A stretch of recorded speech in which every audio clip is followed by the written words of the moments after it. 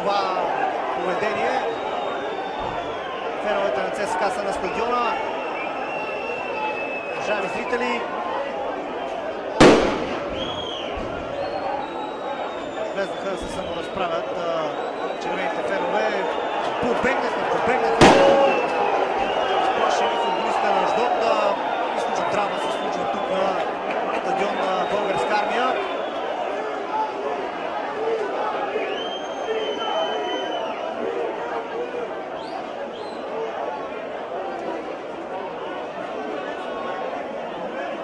Вижте къде отидоха